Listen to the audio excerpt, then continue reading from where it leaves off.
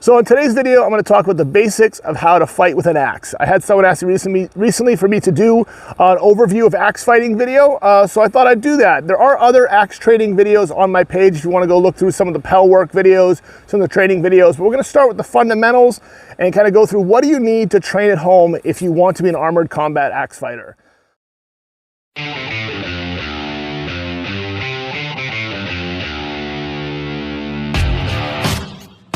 So first off, this is one of my axes. This is a great axe. To train, I do not need this. I don't even need an axe. What I need is this. I need a maul handle or some sort of wooden stick. I think maul handles are the best to use.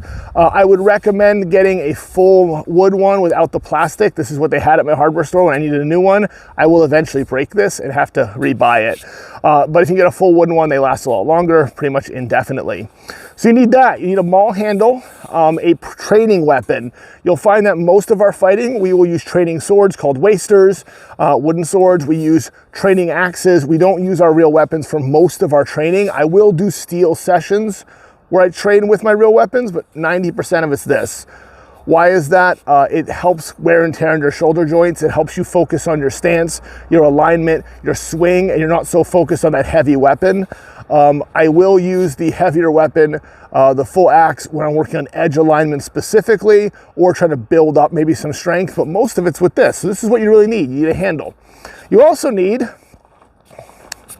set of tires or something to hit.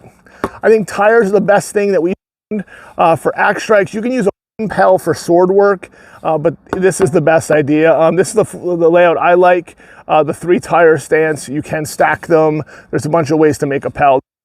It's just my own preference, what we tend to use around here in New England, but there's plenty of ways to do it. So get yourself some old tires, go down to a tire shop and ask them for free tires. They'll probably give them to you. These are all beat up ones. Screw it to a tree, strap it to a board, whatever you want to do, and get yourself a maul handle. So let's talk about grip. We'll start with stance first. Your stance is going to be an athletic stance. You're going to want to have your feet in not too wide, shoulder width apart. I try to line up my back foot or with my front foot basically like this. So that's my stance, and this is for me fighting on my strong side. So to get a stronger strike, I want my foot back that's on the swinging side. I'm a lefty, so this is my strong side. If I want extra reach in a fight, I can certainly step forward and swing, but there's less power than that than if I keep it back here. This is more powerful, this is more reach. As a righty, I'm gonna flip the other way, and I'm gonna have the same stance essentially, strong foot back, swinging side back. So that's my stance. I'm gonna have my shoulders over hips, over feet. You don't wanna be leaning forward, you wanna be leaning backwards, you don't wanna lean side to side. You wanna have that balanced strength, and you just don't wanna be too wide because people can kick your legs out. So this gives me a strong core and strong strength. Let's talk about grip. So you got your axe here. You'll see a lot of us fight as we're walking down the list into the fight. We'll have our hands top over, hand over like this. That's for cross-checking. It helps with grappling and some blocking, but you're gonna wanna be comfortable transitioning. If you don't feel like you're good at that, keep your hand in like a normal baseball grip, like this, baseball side with it. And again, as a righty, it'd be this way.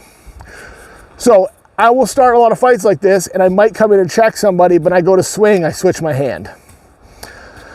So let's talk about swinging. So shoulder width apart for all grips is a general standard for anything under like a 5-foot axe, 4-foot axe. If I had a longer axe, I still have my shoulder width apart, I just have it balanced differently. With this shorter one, I keep my hand all the way at the end. As I go to swing, I want to be taking that, rotating up, right, rotating up, and as I swing, my hands come together as much as possible. So potato, potato, we're putting those 2 hands together.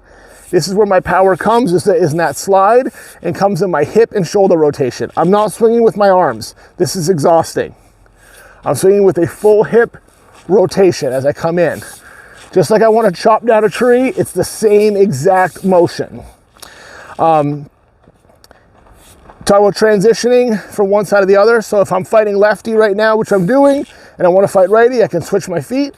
I'm going to slide my hand down, switch my hand this way, or switch my hand this way.